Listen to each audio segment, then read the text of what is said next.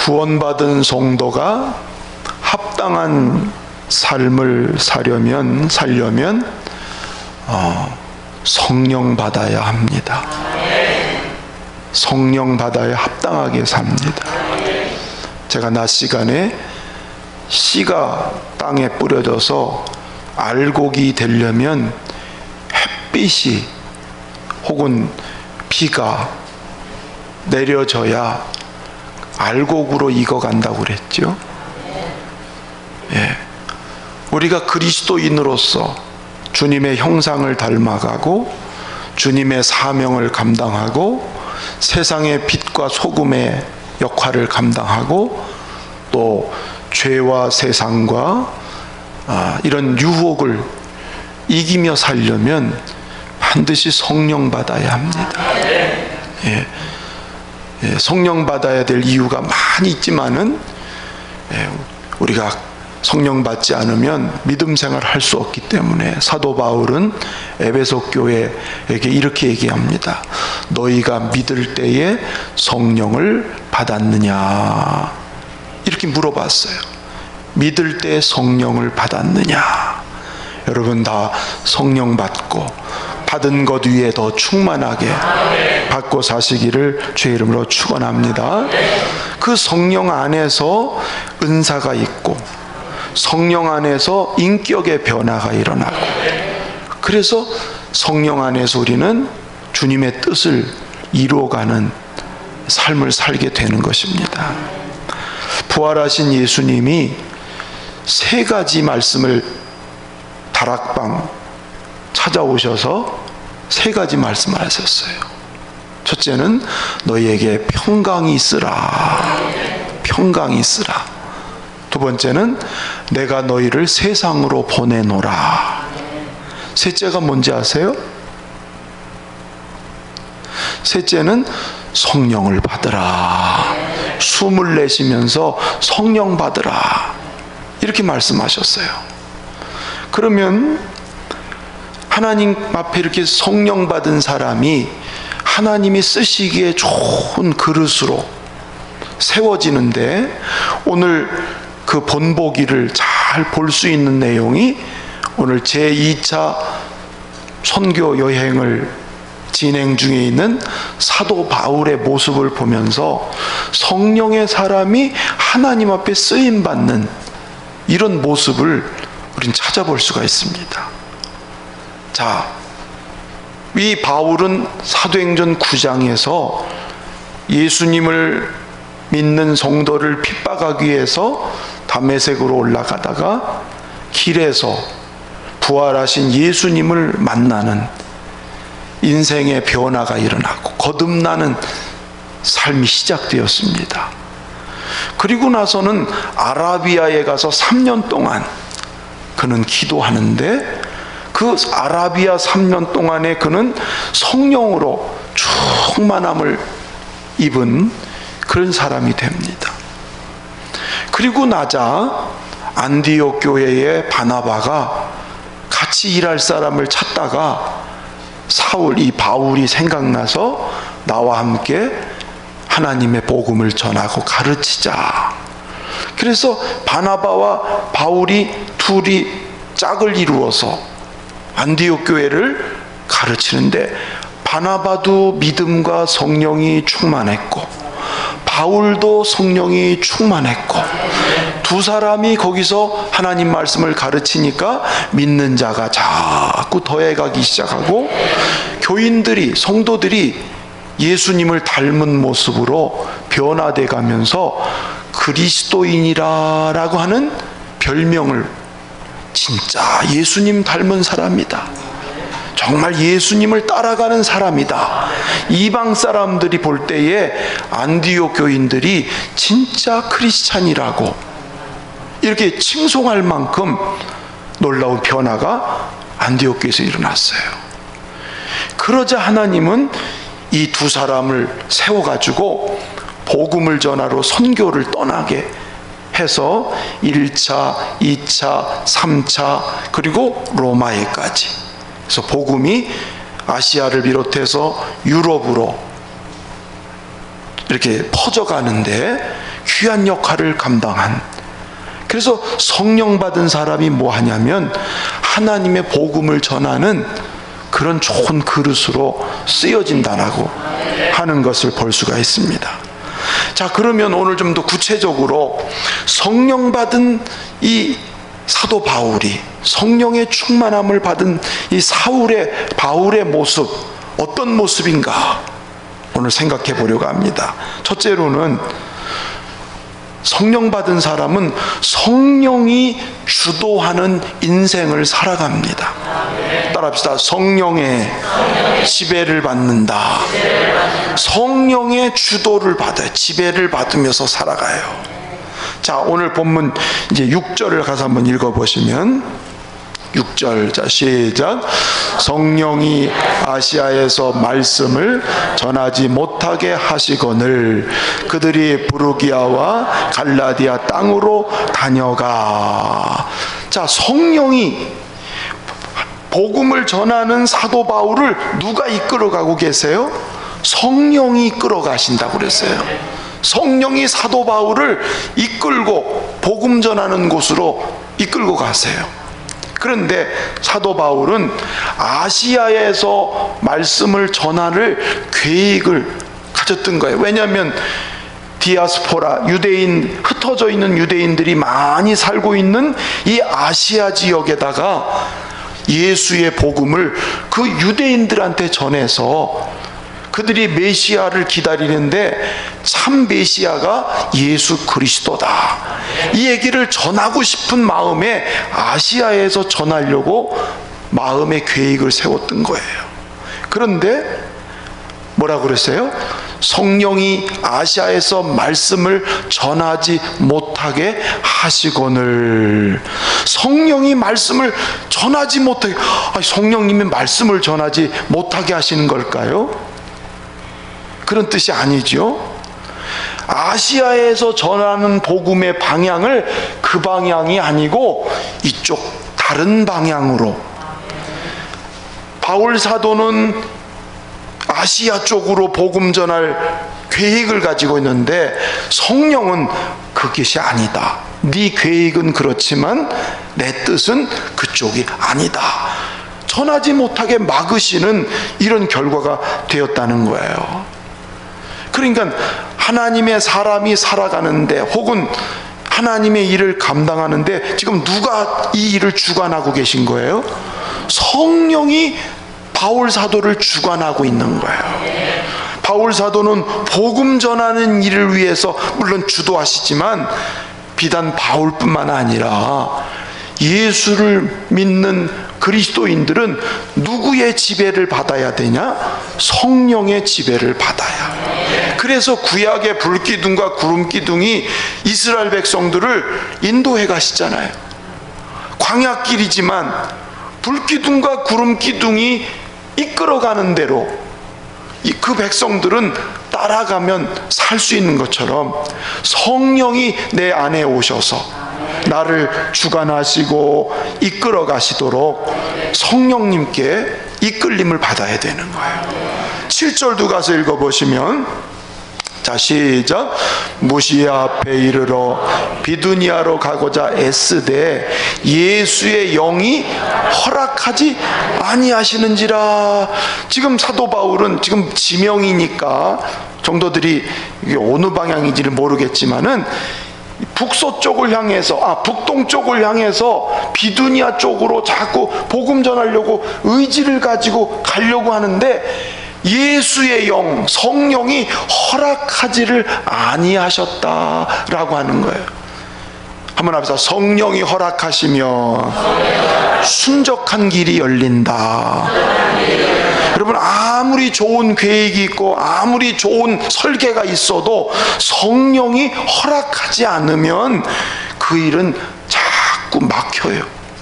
길이 안 열려요. 여러분, 길이 안 열릴 때는 빨리 깨달아야 돼요. 주님이 막으시는 길이구나. 주님은 또 다른 길을 준비하고 계시는구나. 할렐루야. 그렇습니다. 자, 보세요. 다윗이 하나님의 성전을 짓고 싶었잖아요. 그가 생전에 하나님의 성전을 잘 짓고 싶어서 이렇게 마음을 먹었어요. 선지자 나단도 왕이 원하시면 그렇게 하시라고, 하나님도 그렇게 하시지 않겠냐고 이렇게 했는데, 그날 밤에 하나님이 선지자에게 뭐라고 말씀하시냐면, 다윗에게는 성전 지을 수가 없다. 다윗에게는 허락지를 않으세요. 여러분 보세요. 다윗이 얼마나 그 당시에 잘 왕성한 왕으로서, 그렇죠? 많은 백성들한테도 칭송도 받고 전쟁에 나가면 이기고 모든 걸 다 할 수 있는 준비가 된 사람인데, 보세요. 결정적으로 하나님이 허락하지 않으니까 다윗이 못해요. 하나님은 누구에게 허락하셔요? 그의 아들 솔로몬에게 성전 건축하는 걸 허락하시는 거예요. 할렐루야. 저도 성전 건축을 하나님이 부족하지만 은혜를 주셔서, 저 청년 때는 천막교회를 하나, 저 20대 중반에 시골에 천막으로 교회를 짓는 그 첫 스타트였어요. 그래서 그 동네에 복음 전하는 시작을 이렇게 하셨어요. 성원교회 와가지고, 성원교회에서 교회가 얼마나 어려운 교회예요, 아시다시피. 그런데 하나님이 허락하니까 건축을 하게 하셔요. 할렐루야.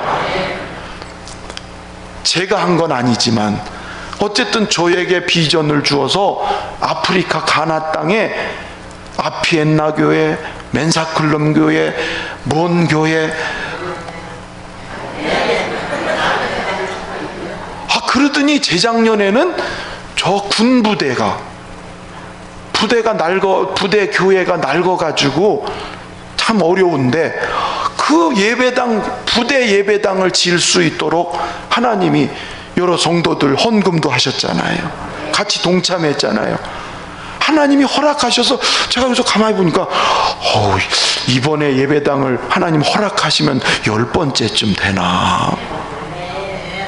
그래서 하나님이 하시면 하는 거지요.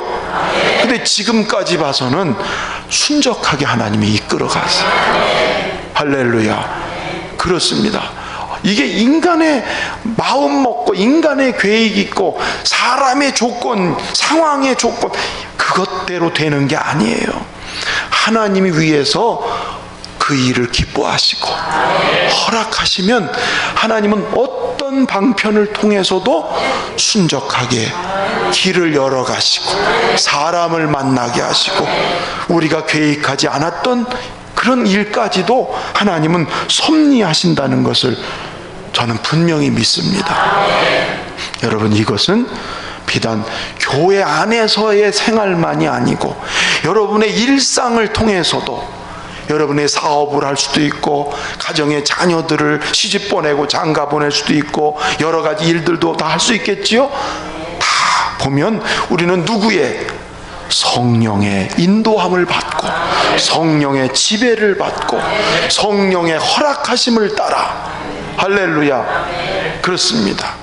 우리 모든 열린문 성도들은 하나님이 이렇게 허락하심으로 길이 열려지기를 주의 이름으로 축원합니다. 자, 바울 사도는 이런 체험을 통해서 뭘 마음에 확증하냐면 하나님의 주권. 조금 아까 우리 무슨 찬송을 불렀냐면요, 살아도 주를 위해 살고 죽어도 주를 위해 죽나니 사나 죽으나 나는 주의 것이로다. 나는 주님의 거예요. 내 인생이 예수님의 핏값으로 사셔서 성령이 내 안에 거하시는 성전이 되었으니까 나는 누구 것이에요? 주의 것이에요. 그러니까 나는 이제 누구께 맡겨지는 거예요? 주님께 맡겨지는 거예요. 그래서 바울 사도는 나는 예수 그리스도 안에서 죽었습니다. 이제 내 인생의 주인은 바로 주님이십니다. 그래서 하나님께 모든 걸 맡기면서 그분께 내 인생의 주도권을 다 맡기면서 그분을 의지하고 한 걸음 한 걸음 인도하심 따라 걸어가니까 하나님이 그로 하여금 놀라운 복음의 전달자로 귀하게 쓰임 받았잖아요. 여러분, 나도 죽었습니까? 여러분, 주님과 함께 죽었습니까? 그러면 내 안에 누가 주인 되세요? 예수님이 주인, 성령이 나의 주인 되셔서 나를 이끌어 간다는 걸 믿으시면 여러분 평안이 있을 줄로 믿습니다. 자, 보세요. 이렇게 주님, 성령이 내 인생의 주도권을 가지신 분이라고 하면 두 번째, 성령님의 뜻을 묻는 사람이 성령의 사람 아니겠어요? 할렐루야. 그렇죠. 내 인생의 길을 아시는 그분이, 내 인생의 계획을 갖고 계신 그분이 나를 어떻게 인도하시려는지를 알려면 어떻게 해야 돼요? 주여, 성령님 어떻게 할까요? 물어야 되지요. 그게 오늘 무시아에서 드로아에 내려가 가지고, 드로아라고 하는 지역은 유럽과 아시아를 연결하는 항구예요. 항구. 저 북쪽으로 막 전도하러 가려고 하는데 자꾸 막으시니까, 허락하지 않으시니까 방향이 틀어져서 이제는 동쪽을 향해서 결국 드로아라는 데서 그날 밤에, 자 8절 가서 보실까요? 8절 9절 상반절까지 시작. 무시아를 지나 드로아로 내려갔는데 밤에 환상이 바울에게 보이니. 자, 거기까지만 읽어보실까요? 자, 드로아에 내려갔어요. 그리고 밤이라는 이 시간은 뭐 하는 시간일까요? 여러분이 바울이라고, 내가 바울이라고 생각하면 여러분 드로아에서 밤에 뭐 했을 것 같아요? 하나님 왜 이렇게 자꾸 막히지요? 그 막힌다는 거는 유대인들의 박해가 많았든지 어떤 그 요인인지는 여기 나타나 있진 않아요. 근데 그 당시에 유대인의 박해가 굉장히 심했습니다. 그래서 학자들은 저쪽 북쪽으로 가려는 방향이 막혀진 것이 혹시 유대인들의 박해가 극심해서 더 이상 나가지를 못하지 않았나, 이렇게 해석하는 분도 계세요. 그냥 성령님이 못 가 이런 게 아니라 어떤 요인이 그쪽으로 갈 수 없을 상황이 됐기 때문에, 그러면 그날 밤에 바울은 하나님 앞에, 하나님 복음 전하라고 저를 세우셨는데, 나를 복음 전하라고 이렇게 떠나라고 하셨는데 이렇게 막히는 이유가 뭡니까? 왜 저 방향으로 가야 되는데 자꾸 막히는 이유가 무엇입니까? 라고 하나님께 묻지 않겠어요? 그렇죠? 여러분도 여러분 입장에서 생각해 보시면 돼요. 답답하고 힘들면 물어야 되잖아. 하나님 왜 이 일이 이렇게 자꾸 어그러졌어요? 응? 그 자매하고 짝을 맞춰서 꼭 결혼을 시켜야 되는데 왜 이렇게 이게 일이 잘 안 되나요? 물어야 될 거 아니에요. 재수가 없나 보다 이럴 거예요? 그냥 물론 그럴 수 있어요. 짝꿍이 아니니까 뭐 이럴 수 있겠지요. 그러나 성령의 사람은 그렇게 끝나지 않는다니까요. 성령님 왜 이런 거죠? 왜 막히는 거죠? 성령님 나를 보내시지 않았나요? 이렇게 어떻게 해요? 묻게 된다는 거예요. 따라서 성령의 사람은 묻게 된다. 왜 길이 열려지지 않는지, 성령님의 계획과 뜻은 무엇인지 자꾸 묻게 되는 거예요. 이걸 가리켜서 점검기도 이렇게 말합니다. 한번 하십시다. 점검기도. 그러니까 저 보세요. 정전대지 제1번지 2번지 저 3번지 여러 땅이 나왔잖아요.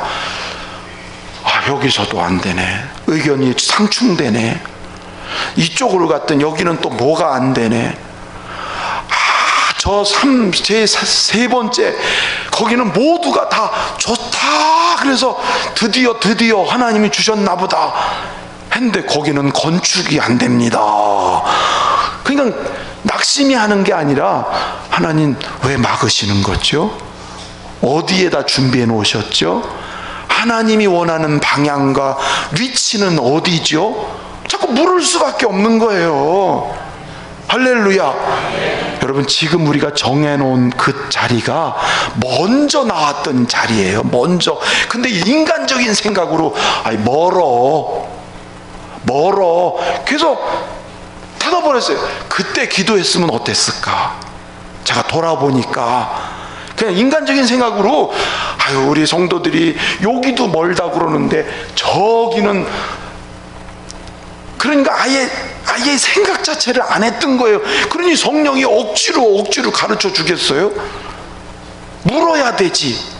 인격적이신 그분이 억지로 하냐고요.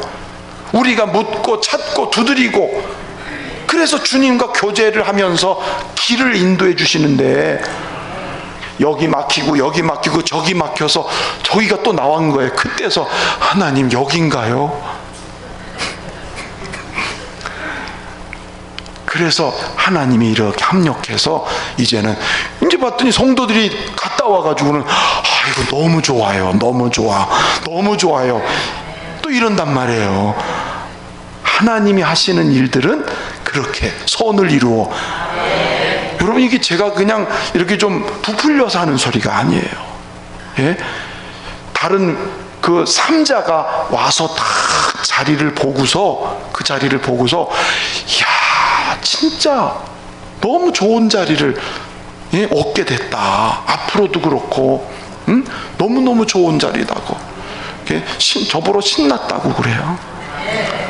사실은 좀 무거운데 마음은 한편으론, 왜냐하면 이 큰 일을 또 감당하고 가야 되니까 내가 은퇴할 때나 혹시 끝날래나, 혹은 한편은 그런 쓸데없는 걱정도 좀 한편으로 하면서, 어떤 목사님은 거기 후임자가 이제 앞으로 누구일지 참 좋겠네, 여기까지 또 내다보는 분도 계세요. 나는 아직 떠날 생각도 안 하는데 후임자가 좋을 거라고 그러세요. 물었어요. 자꾸 여기 막히고 저기 막히고 자꾸 막히니까, 하나님 왜 여기 아닌가요? 너무 그 땅이 좋은 것 같은데요. 그래도 하나님 보실 때는, 그러더니 우리는 한 400평 정도 500평 정도면 되지 않을까 했더니 꼭 배 정도의 땅을, 이건 우리 계획 속에 없었던 거예요. 하나님께 물으면서 가니까. 할렐루야. 그래서 우리는, 성령의 사람들은요, 그래서 늘 이렇게 묻는 기도를 해야 되는 거예요. 바울 사도가 드로아에 내려가서 하나님께 그 밤에 기도하면서 하나님께 묻고 찾을 때에 하나님이 환상 중에 그를 보여주셨다고 오늘 얘기하고 있어요. 다윗도 그렇고 꼭 물어요. 하나님 올라갈까요? 어떻게 할까요? 성령의 사람들의 공통점이 다 묻는다는 거예요. 아멘. 여러분, 주님 앞에 여러분의 가정의 일도, 여러분의 사명의 일도 꼭 물어가면서 갈 수 있기를 축원합니다. 근데 묻는다는 것은 뭘 확신하고 하는 거죠? 묻는다는 건 하나님이 응답 주실 걸 믿는다는 확신을 가지고 해야지. 하나님은 우리의 길을 아신다, 우리 인생의 길을 아신다라는 확신을 가지고 주님께 묻는 거예요. 하나님은 아시기 때문에 섭리 중에 가르쳐 주실 수도 있고 여러 가지도 가르쳐 줄 수 있어요. 그런데 여러분 보세요. 성경에는 그런 얘기가 안 나왔지만 사도 바울이 지금 마게도냐 지역에 대한 얘기를 오늘 처음 환상을 본 게 아닌 거예요. 왜 그러냐면 사도 바울과 같은 일행 중에 누가라는 이 사도행전의 저자가 누가인데, 누가가 어디 출신이냐면 그 마게도냐 출신이에요. 빌립보 출신이란 말이에요, 고향이. 그러니까 누가가 사도님 저 마게도냐에도 복음을 좀 전하게 해주세요. 아마 평소에 얘기를 했을 거라고요. 왜냐하면 자기 고향에 복음이 전해지기를 얼마나 기대하겠어요. 근데 그때까지도 바울은 그쪽에 생각을 안 했던 거예요. 그냥 이 아시아 지역에 복음 전하는 생각만 했지 유럽까지 복음 전하는 생각은 안 했단 말이에요. 근데 누가가 옆에서 그런 얘기 했던 게 그날 밤에는 그게 생각이 나는 거야. 마게도냐. 그런데 그 환상 중에 마게도냐 사람이 누굴까? 어떤 분은 누가라고도 하는 분도 계신데 뭐 누구든지 상관없어요. 마게도냐 사람이 이리 건너와서 우리를 도우라 이런 사인을 받는 거예요. 할렐루야. 따라서 물으면 하나님이 인도하신다. 하나님이 대답하신다. 할렐루야. 여러분, 그래서 성령의 사람은 자꾸 이래서 하나님과 교제하는 영적인 어떤 친밀함이 자꾸 더해가는 거예요. 그래서 성령 받으라는 거예요. 성령 안에서 묻고 듣고, 이 듣는 거는 설교 시간에 들을 수도 있고, 기도 시간에 말씀이 생각나서 들을 수도 있고, 아니면 섭리 중에 사람을 통해서 이렇게 가르쳐 줄 수도 있고, 어떤 방식이든지 하나님은 우리가 물으면, 여쭈으면 가르쳐 주시는 분이세요. 할렐루야. 그렇습니다. 이렇게 해서 주님께 물으면서 교제하면서 살 때에 그 기쁨이, 자꾸 주님을 알아가는 기쁨이 넘쳐나고, 주님과 교제하기 때문에 고난을 이길 수 있는 힘이 생기는 거예요. 여러분, 주님과 교제가 없는 신앙생활은 고난이 오면 그냥 넘어져요. 교제가 있는 신앙은 고난이 와도 그걸 버티고 이기고 싸울 수 있는 힘이, 교제하는 사람에겐 그 능력이 생기는 거예요. 할렐루야. 그게 하나님으로 무장하는 거거든. 그래서 여러분, 성령 안에서 늘 주님께 묻고 듣고 교제하는 자가 되기를 축원합니다. 그리고 이제 중요한 게 뭐냐면, 성령의 사람은 성령의 뜻에 반응하며 산다. 할렐루야. 자, 9절, 이제 9절부터 10절까지 읽어보겠습니다. 시작. 밤에 환상이 바울에게 보이니 마게도냐 사람 하나가 서서 그에게 청하여 이르되 마게도냐로 건너와서 우리를 도우라 하거늘, 바울이 그 환상을 보았을 때 우리가 곧 마게도냐로 떠나기를 힘쓰니 이는 하나님이 저 사람들에게 복음을 전하라고 우리를 부르신 줄로 인정함이로라. 자, 바울의 태도를 보십시오. 그 환상을 보았을 때 곧 마게도냐로 떠나기를 힘썼다는 거예요. 예. 그러니까 보세요. 아시아 지역에 복음을 전하려고 자기 생각과 계획을 그쪽으로 두고 갔는데 하나님이 막으시더니, 기도할 때 하나님이 보여주신 걸 보면서, 아, 누가가 그쪽에 와서 복음 전하라고 몇 번 얘기하더니 그게 하나님의 음성이구나. 바울이 그걸 거기서 마음에 깨달은 거예요. 그러자마자 생전 가보지 않은 땅이지만 곧이라는 말은 즉각적으로 순종했다는 거예요. 즉각적으로 가보지 못한 그 길을 향해서 바울은 지금은 여기가 가기가 편해요. 지금 가서 거기를 가보면 건너가기가 너무 좋아요. 가까워요.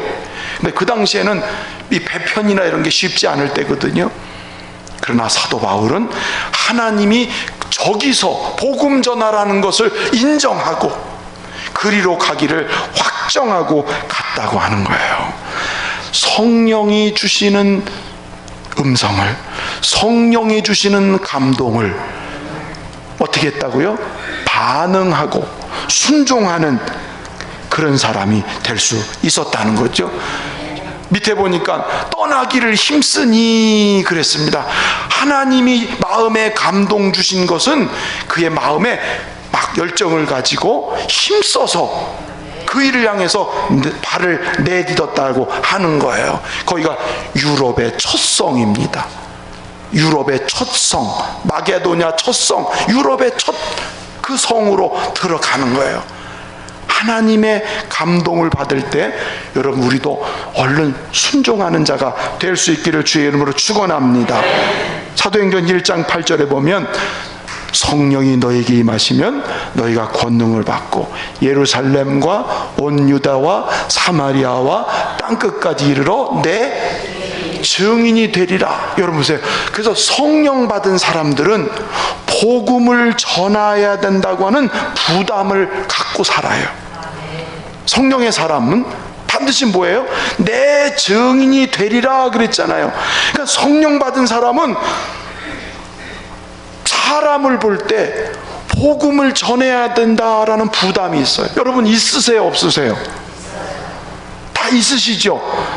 용기가 안 나서 못하기도 하고 망설이기도 하지만 부담은 있어요? 없어요? 있는 거예요. 왜? 성령이 내 안에 오신 이유가 뭐냐면 복음의 증인으로 살게 하려고 성령이 오신 거니까. 할렐루야. 그래서 길을 가다가도 저 사람 정말 예수 믿는 사람일까? 저 사람 구원받았을까? 여러분의 가게에 손님이 왔을 때 이 사람 얼마짜리 손님일까? 이거부터 보나요? 저 사람 구원받았을까? 이런 게 먼저 생각나나요? 장사하다 보면 얼마짜리가 생각날 수도 있겠지요. 그러나 성령의 사람은 바로 영혼에 대한 마음의 부담이 생기는 거예요. 그러다가 마음의 감동이 왔을 때 그 사람한테 말해라 이런 감동이 왔을 때 즉각 순종하면 그때 성령이 일하시는 거예요. 할렐루야. 그렇습니다. 어떤 때 그럴 때가 있어요. 버스 타고 가다가 옆자리에 앉아있는 사람 같이 가다가 왠지 마음에 복음 전해야 되겠다 싶은 마음이 들어. 그럼 복음 전하는 거예요. 택시 타고 가다가 택시 기사한테 복음 전해야 되겠다 이 마음이 들면 복음 전하는 거예요. 할렐루야. 전에 제가 20대죠. 20대 저 수원역전에서 내가 이게 명절 때 차표 사려고 줄을 쭉 서 있는데 복음을 전하고 싶은 마음이 들었어요. 그래가지고 그 줄 서 있는 데 가가지고 예수 믿어야 천국 간다고 누가 믿었는지 모르겠어요. 하여튼 그냥 전했어요. 성령의 감동이 있을 때 그냥 순종하는 거예요. 우리는 열매를 맺게 하시는 분은 하나님이 하시는 거예요. 할렐루야. 여러분 주변에 영혼에 대한 부담이 있는 사람이 있어요? 없어요? 있단 말이에요. 계속 기도하다가 주님의 감동이 오면 얼른 찾아가세요. 그 순종이 참 중요한 거예요. 순종이. 때로는 직접 전도하기 못하면 간접으로 시장 가서 물건을 사다가 이거 아무개도 하나 사주면 좋겠네. 감동이 오잖아요. 그럼 빨리 하나 더 사가지고 내가 시장 가서 이거 사는데 이게 아무개 먹으면 좋을 것 같아서 하나 더 샀어. 그러면 툭 던지는 거예요. 몇 번만 한번 해보세요. 몇 번만. 감동이 그렇게 전해져서 구원의 역사들이 자꾸 만들어지는. 할렐루야. 성령의 사람은 뭐 하는 사람이냐면 주님이 감동하실 때 아멘.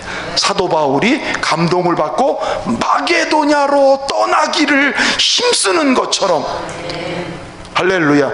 제가 지난번에 소개했던 박세록 장로님, 요즘에 제가 그 뒷부분 책을 읽고 있는데 이분 보니까요, 그 좋은 의사, 미국에서도 잘 나가는 의사, 산부인과에서 그 아기를 이렇게 뭐라 그러죠? 시험관 학인가?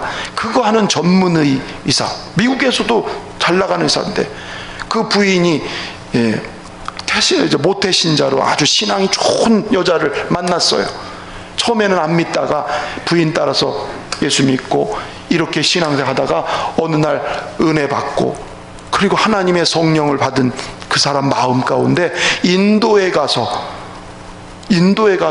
복음 전하라는 감동이 와가지고 의사직을 내려놓고 인도에서 복음을 전하다가 또 그게 연결이 돼가지고 북한에 들어가서 복음 전하게 하시고, 북한의 평양 제3병원에서 외국인 최초로 수술 의사가 되고, 그리고 압록강 두만강에서 북한 사람들 넘어오는 사람들 치료해 주면서 복음 전해서 엄청난 일을, 지금도 한 80대신 분인데 지금 장로님이, 예, 하나님의 감동을 받아서 순종했더니 그분을 통해서 북한에도 복음이 막 들어가고, 압록강에 저 조선족들에게 인도에 하나님의 복음이 막 전해지고 있는 거예요. 할렐루야. 우리가 작은 일이든 큰 일이든 성령의 감동 있을 때 아멘 하고 순종하면 역사가 일어납니다. 이래가지고 이 바울이 마게도냐로 건너갔잖아요. 거기 갔더니 안식일 날 복음 어디 기도할 처소가 있는가 찾다가 이 물가에 있는 데 가서 이 복음, 거기 여자들이 빨래터에 여자가 나와 있다가 마침 바울이 복음을 전하니까 마음 문을 열고 있었던 누가 있었어요? 루디아라고 하는 여자가 딱 준비됐던 거예요. 거기서 그 여자가 세례받고 빌립보 교회가 시작되는 거예요.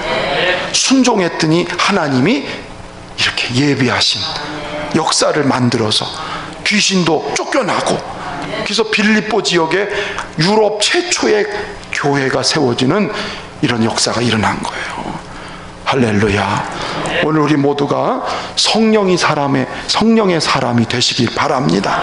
성령의 사람은 성령에 이끌리고 성령의 지배를 받습니다. 성령의 사람은 성령께 묻고 기도합니다. 성령의 사람은 성령의 감동에 아멘 순종하면서 하나님께서 귀 쓰는 그릇으로 세워지는 걸 믿으시기를 축원합니다.